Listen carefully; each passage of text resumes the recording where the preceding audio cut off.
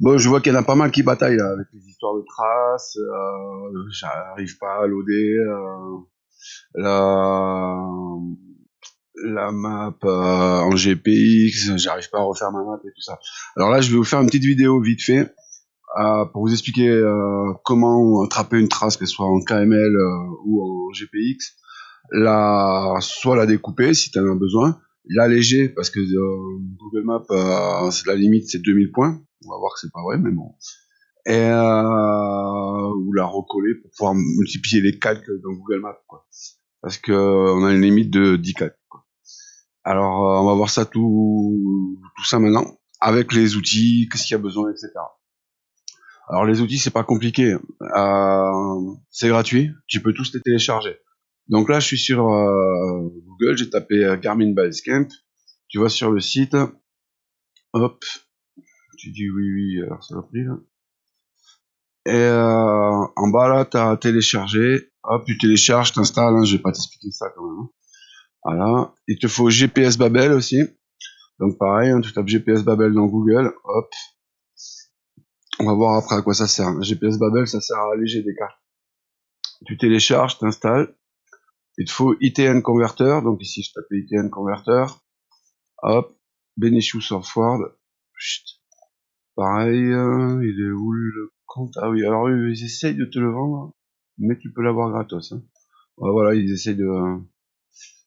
c'est normal hein, qu'ils essayent de récupérer toi dessus. Donc tu fouilles là dans le menu, là, et tu l'installes. Voilà. Une fois que c'est fait, tu te connectes à ton compte Google.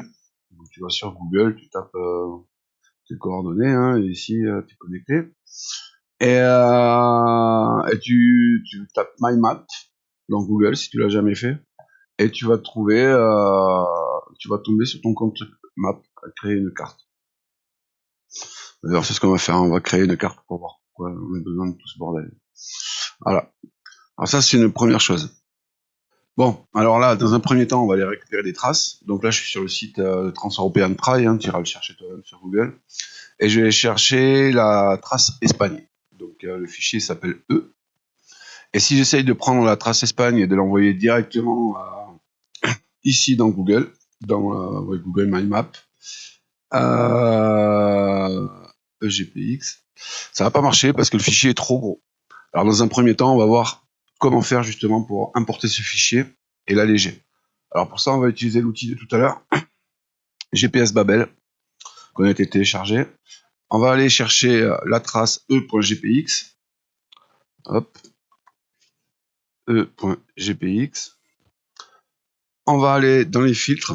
Alors moi j'active tout là, je sais pas trop comment il est d'origine, hein. Moi je l'ai déjà réglé. Et ici dans Route and Track, je marque simplifié à 3000 points. Ok. J'appuie ici, fichier de sortie, je le renomme e.e-babel. Tu fais comme tu veux, hein. Moi ça me permet de savoir que c'est toujours ce fichier là, mais qu'il est juste été traité par Babel. Hop. Et après tu appuies sur OK. Et il va te transformer, t'alléger la trace à 3000 points. Alors attention, s'il n'y a pas assez de points, ça va faire des grosses lignes droites. Voilà, il a fini. Et à partir de là, je vais pouvoir importer ma trace ici dans Google. Hop, je sélectionne eBabel. Hop, et là, au miracle, ma trace est assez légère pour rentrer dans Google.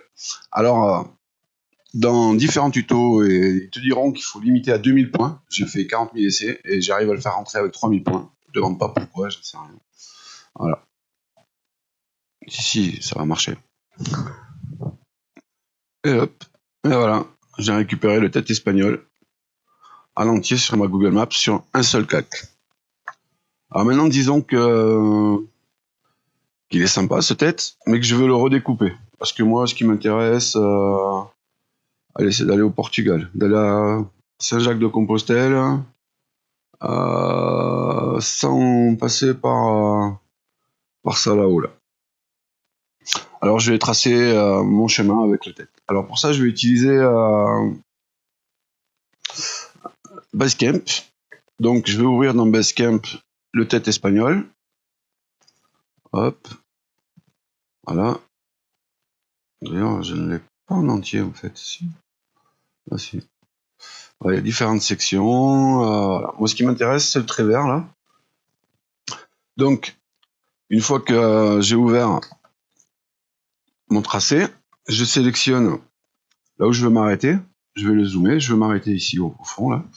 J'appuie sur X et je viens de découper ma trace. Donc, je vais la découper ici au bout, là. Hop, je la coupe. Et maintenant, c'est deux traces distinctes, tu vois. J'ai deux tracés. Je rappuie sur X pour enlever mon outil. Moi, celui qui m'intéresse, c'est celui-là. Voilà. Et je veux aller traverser l'Espagne. J'ai des zooms, j'ai des zooms. Je vais aller jusqu'ici, là. Alors, je pense qu'on peut tout sélectionner. Donc, je clique sur une des sections. J'appuie sur Shift pour la garder appuyée. Et je sélectionne les autres sections qui m'intéressent pour faire mon tracé. Hop, hop, hop, hop. Voilà. Là, j'ai sélectionné le tracé qui m'intéresse pour le faire. Hop, je fais exporter. Donc, fichier, exporter, exporter la sélection. Hop. Et je vais l'appeler tête Espagne, tête voyage Espagne. Voyage Espagne.gpx. Donc là, on va fabriquer un GPX. Voilà. Hop, j'ai enregistré mon voyage. Alors toujours pareil, je vais voir si ça veut rentrer directement dans ma carte. Alors celle-là, je vais la garder, mais je vais l'enlever. Enfin, la désafficher. J'ajoute un calque, importer. Hop. Et je vais aller chercher mon tête voyage Espagne. Hop.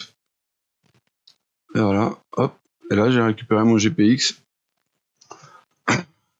dans Google Maps. Alors maintenant que j'ai fait ça, je me dis que quand même, il va falloir rentrer. Dessus, je vais mettre un nouvel itinéraire en voiture.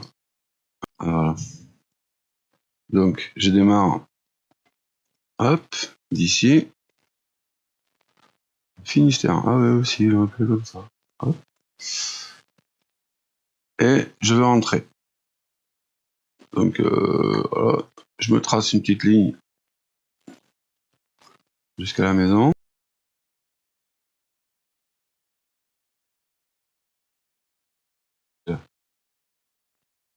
Hop, double-clic. Hop. Et mon voyage retour il est dessiné automatiquement. Alors, comme j'aime pas les détours, je resélectionne ici ma trace et grosso merdo, je la fais glisser par où je veux passer, quoi. Hop, ça doit être le col de Roncevaux. Alors, au début, je fais un truc un peu grossier, hein. Alors après, moi, je vais plutôt passer par la côte. Et je vais continuer comme ça, en zoomant, à déplacer mes points et à me faire un parcours de plus en plus précis pour pouvoir longer la côte. Alors, parmi les problèmes qu'il y a avec Google Maps, c'est qu'il n'y a pas toutes les routes et toutes les pistes. Du coup, des fois, imaginons, là, je vais aller, je sais, avec une autre trace qu'on peut taper là au milieu, là, mais je peux pas le dessiner. Alors du coup, dans un calque qu'on va appeler constellation, et oui, tu viens de comprendre à quoi ça servait. Constellation. Hop. Dans ce calque-là, je vais ajouter des routes qui n'existent pas. Hop, hop, hop. Ah, raté. Hop, on peut faire des traits. Et voilà. Je l'appelle piste inconnue.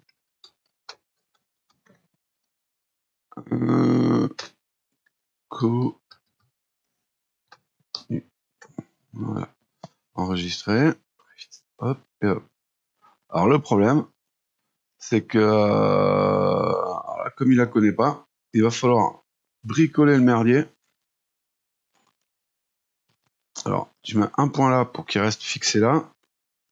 Tu mets un point là pour qu'il reste fixé là. Les points, ça fait des encres en fait. Et après, tu te mets comme ça. Alors ta carte est pourrie. On est quand même assez d'accord. Je sais pas pourquoi en plus il me fait comme ça. Voilà. Donc, quand tu es sur une map, tu vois un truc comme ça, c'est le trait noir qu'il faut prendre et pas la route. Alors, on va voir comment récupérer cette histoire-là. Alors, je vais télécharger Constellation. Hop, exporter au format KML. Et ici, je peux récupérer que Constellation si je veux. Hop, je l'exporte. Et j'enregistre. Je retourne sur Basecamp. Hop. Et dans Basecamp, maintenant, à côté de mon voyage, je vais importer ma constellation. Hop là. Et, ah oui, je vais même récupérer ma carte retour. Voilà. Ça, c'est ma carte retour. Hop, hop, et hop. Donc dans Basecamp, là, j'importe aussi hop, ma carte, mon plan retour. Hop, il est là en marron.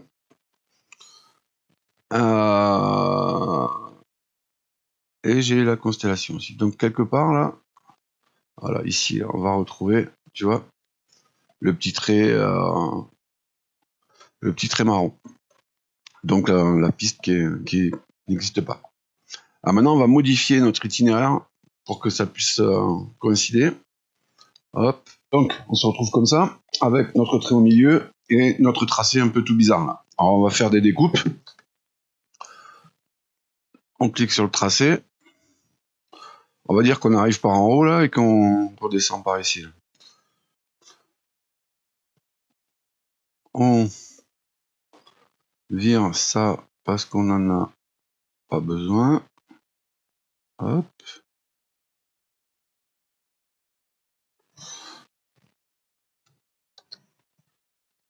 Alors je crée des sous-traces à chaque fois. Hein. Du coup, il me renvoie dessus. Je repars sur Voyage Espagne. Alors, ça, on n'en a pas besoin. On l'enlève. Et voilà, il nous reste ça. On reprend X là. Hop. Ici sur cette trace. Et on coupe de là.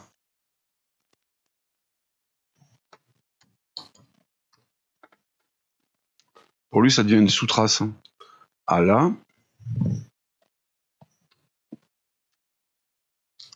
Hop.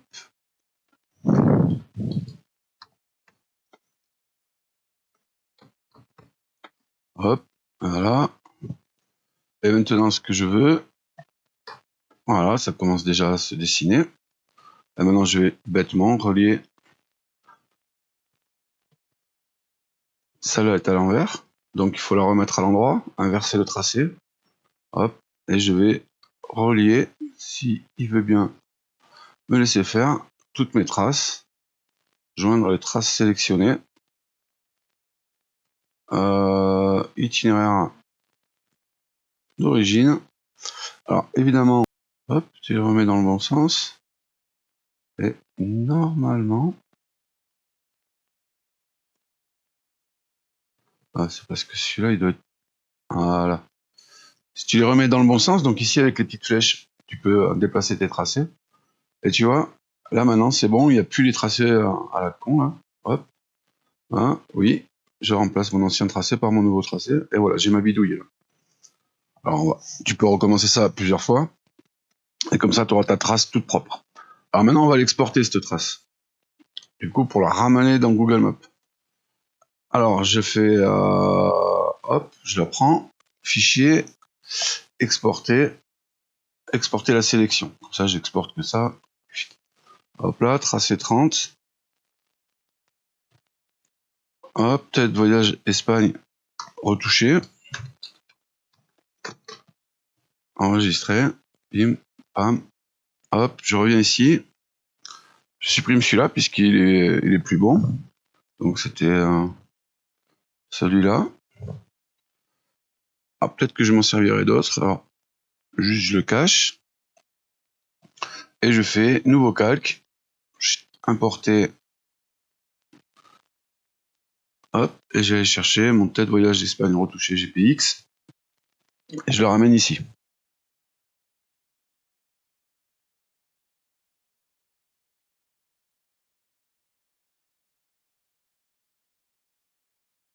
Voilà, bah, c'était ça. Et tu vois, maintenant, la petite route qui n'existait pas tout à l'heure, j'ai réussi à la rajouter vite fait à la main dans ma trace. Comme ça, j'ai une jolie trace toute propre. Alors, c'est un peu de bidouille, mais faut faire ça assez souvent, mais voilà. Et donc, voilà, maintenant j'ai mon itinéraire, aller, retour, comme ça. Tu vas aussi avoir besoin de découper à la journée. Tu peux pas, si tu veux calculer un minimum ton itinéraire, où tu vas dormir, etc., même si tu restes souple, hein, quand même en avoir besoin. Donc, tu reviens ici, hop, et tu fais juste des cuts. Hop, X, et je dis que le premier jour, allez, je vais jusqu'à Saint-Giron, là. Le deuxième jour, hop, je m'arrête à Bilbao. Hop, troisième jour, allez, je m'arrête à Pampelune. Hop, et voilà. Et du coup, j'ai 3 tracés. Alors, je peux aussi mettre des points vite fait. Nouveau waypoint. Donc, je me mets un waypoint ici à Pampelune. Je me mets ah oui, il faut quitter l'outil waypoint. Tu enlèves l'outil waypoint, hop, tu te déplaces. J'avais dit qu'on s'arrêtait où là? Hop, il y a un arrêt là, hop, je me mets un waypoint.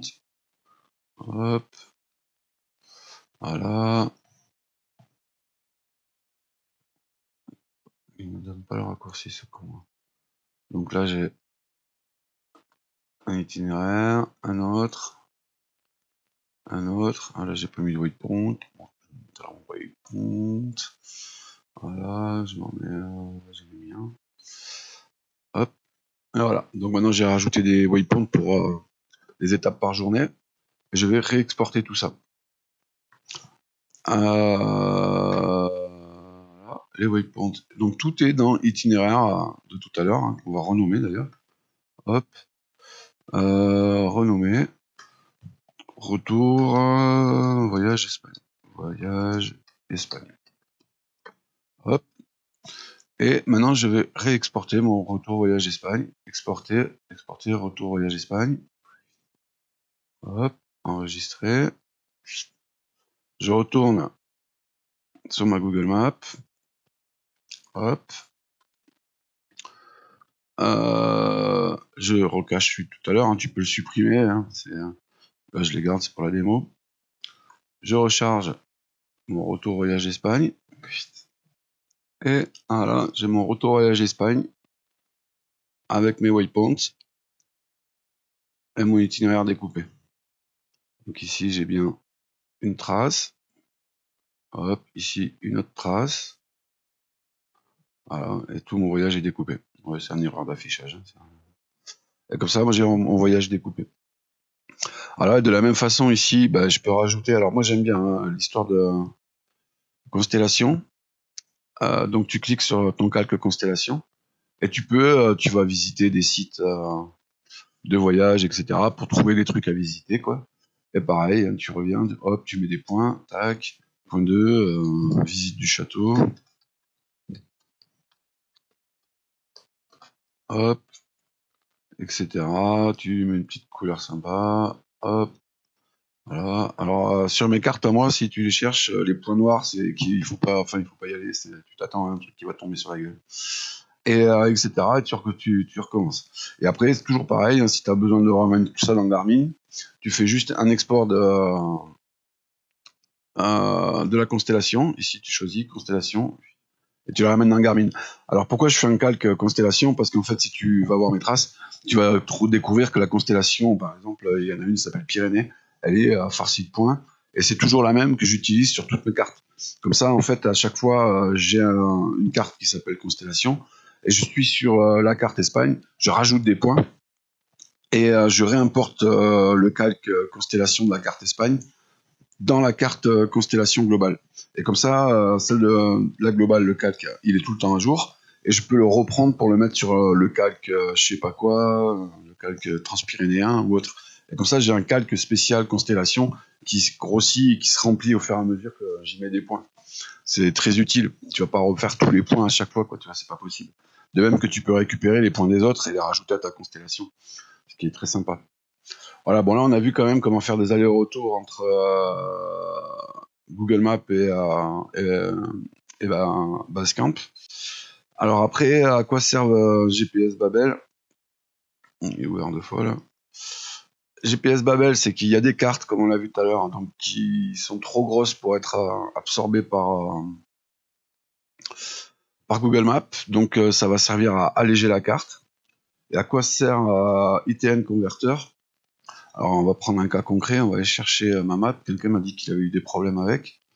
Hop, moto. Merde. Non. Il y a une transpyrénéenne sur ce site, je te le laisse. Moto. Chut. Hop. Tête Espan Goba. Transpyrénée par Bip Bip. Voilà. Donc, là, moi j'ai pas fait l'effort de les recouper. Donc, putain, j'ai mal au dos. Ici, tu vois, il y a les petits traits noirs qui ont été dessinés à la main, qui veulent dire qu'il y a donc une piste qui traverse là, entre les deux, là. Mais que moi, je me suis pas cassé les couilles à reprendre ma carte et à la redessiner. Je le ferai peut-être. Ma carte, mon itinéraire est entièrement découpé en journées, à peu de choses près, tu vois. Donc la première journée, tu vas faire ça, la deuxième ça, etc.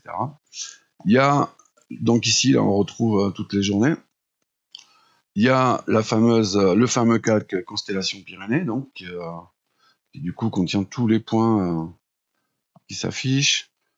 J'ai récupéré au fur et à mesure hein, des points, des plans de traces. Voilà, donc il y a ça. Alors maintenant, je vais récupérer tout ça pour l'envoyer. Alors moi, je l'utilise directement, ça en fait. Hein. Avec Guru Maps sur le téléphone portable, je vais voir cette carte avec le navigateur Firefox. Là. Je dis télécharger, je télécharge et Guru Maps, il m'affiche ça avec tous les points et avec tout ce qui va autour. Voilà aussi pourquoi j'utilise tout ce système. Quoi. Si tu utilises un GPS, alors je peux pas trop t'aider parce que j'en ai pas, mais globalement, tu fais exporter au format KML, KMZ toute la carte, hop, télécharger, enregistrer. Voilà. Après ici, je retourne dans Basecamp, hop, je ferme mes autres voyages.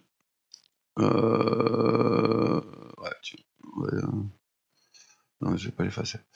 Hop, je crée un nouveau dossier, hop, nouveau dossier F2 transpirer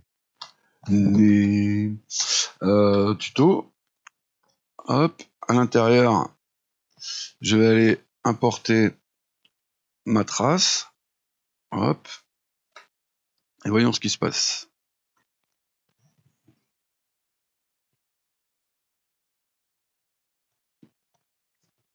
Ah, des erreurs sont survenues. Alors, c'est quoi le message?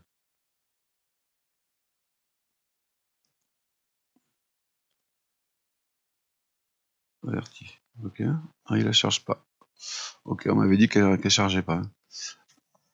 Eh oui, il y a un problème. Donc en fait, la trace que j'avais laissée en public sur Google Maps, il y a un problème il y avait un problème sur 2 calques. Du coup, je voulais remplacer par une trace entière. Et vous allez pouvoir recommencer l'exercice tranquillement pour la redécouper. Voilà. De même que dans la constellation, en cherchant, donc il y a des traits noirs. Tu vas pouvoir aussi bidouiller les traits noirs. Et voilà. Et après, à quoi sert donc ITN Converter? Bah, c'est pas très compliqué. Donc, tu prends une trace. C'est si jamais ton GPS, par exemple, il n'est pas en GPX ou que ton système, tu n'utilises pas Garmin, tu utilises autre chose, je sais pas, et que justement, bah, tu peux pas faire rentrer directement du KMZ ou du KML depuis la Google Map jusqu'à ton logiciel ou jusqu'à ton GPS. Bah, tu vas utiliser ITN Converter, hein, donc bêtement tu ouvres une trace, n'importe laquelle, dans n'importe quel format, et il accepte à peu près tout. Voilà, hop. Et tu peux le ressortir dans n'importe quel format. Il faut le laisser calculer, hein, c'est quand même un gros tableau. Tu le ressors dans le format dont tu as besoin. Ici en bas, là, tu as tout un tas de formats. Je suis pas sûr qu'ils y soient tous, mais je pense qu'il y a quand même un bon paquet. Et tu fais exporter, et là tu pourras aller travailler, soit sur ton propre logiciel de mapping, soit injecter la trace dans les GPS. Voilà. Alors, une petite dernière chose, parce qu'il y a quand même des gens très sympas qui m'ont contacté. Beaucoup de gens m'ont contacté. Et ils m'ont fait remarquer que mon travail valait un peu des pépettes, quoi, tu vois. Alors, j'ai jamais cherché à faire ça, franchement. J'ai ouvert une cagnotte, Bip Bip Ride Runner. Franchement, la thune, là, si tu veux savoir ce que je vais faire avec, je vais acheter un drone. Voilà, un drone, ça vaut la peau des couilles, surtout que, en fait, chez DJI, le petit Mavic Mini, là, il est très sympa, même le 2. Mais il coûte quand même 600 balles déjà. Et il n'a pas de système automatique de suivi. En vrai, on peut pas programmer le vol. Et voilà, donc tu peux pas rouler tout seul comme moi j'ai fait. Et laisser le drone tout tourner autour et le récupérer avec les images. Tu vois, je peux pas piloter le drone et piloter la moto en même temps, ça commence à faire beaucoup. Donc voilà, j'aimerais bien acheter un drone. Ah, viens m'aider. Bon, vas-y, file 5 balles quoi. Fais pas ton rat. Bye. Meep meep. Meep meep. Meep meep.